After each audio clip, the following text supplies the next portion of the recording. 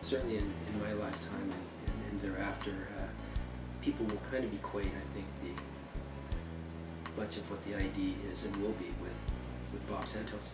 Well, Bob saved the International District. I don't think there's any question about it. When you look at back in the 1970s, there was redevelopment going on throughout this country. And I would have had an opportunity to go and visit different areas, and places like Sacramento, and their Chinatown was just really destroyed by redevelopment.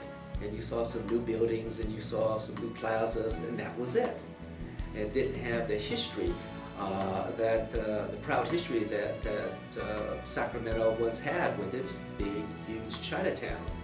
To me, it was gone and it was sad. But as I went to different places, I noticed that trend.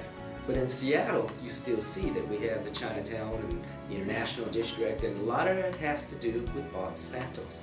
If it wasn't for him, that wouldn't have happened. And most of Seattle didn't want to live in the International District or near it. Bob made sure that housing as well as services were adequate enough for the residents. And 30 years later, when gentrification was going on or started, and a lot of people wanted to live in the International District or around it, Bob made sure that there was still affordable housing through projects like the Nihonmachi project, as well as the needed services down there through projects like Village Square.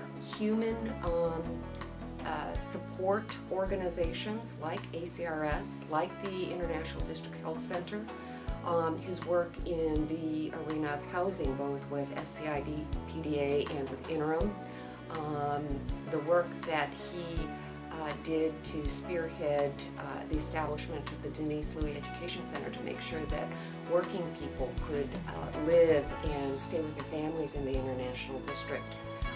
The work on the community garden. Those are all accomplishments that I think really define Bob Santos. He got students involved who had never been involved in anything and didn't particularly have an inclination to become activists. I mean, there were student activists, but there's always that same small group.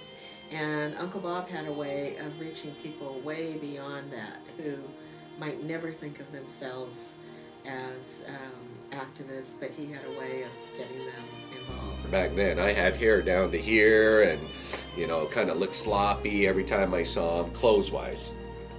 But, and he says, you know, Jeffrey, there's something about you that I think is good. And so when you get out of college, I want you to look me up. I'll hire you. And I never forgot what he told me. I completed college, got a haircut, and went back and visited. Now I knew him as Uncle Bob, and you know, he was true to his word. He hired me. Galvanize the young people and help them remember and celebrate and take pride in the struggles of our community, to recognize that there is a contribution yet to be made, and to get all parts of our community working together. I know for me, Bob was the first one to really reach out to me and to get me to stand up for what I believe in.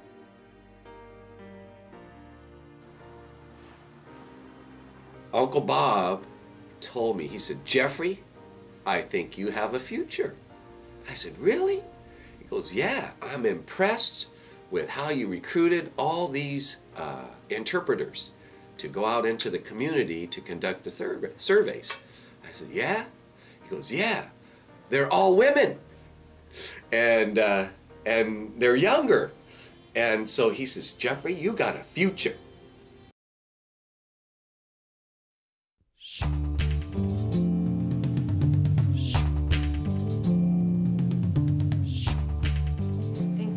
That Bob did along with Roberto and Bernie and Larry to show that divisions could be overcome and that we could work together for a singular vision that recognizes if we pull together, we can create a better future for all of us.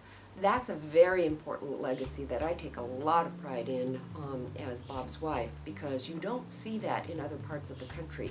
You see too many places where ethnic, racial, class divisions continue to separate communities, and they struggle to find that solid center point of unity.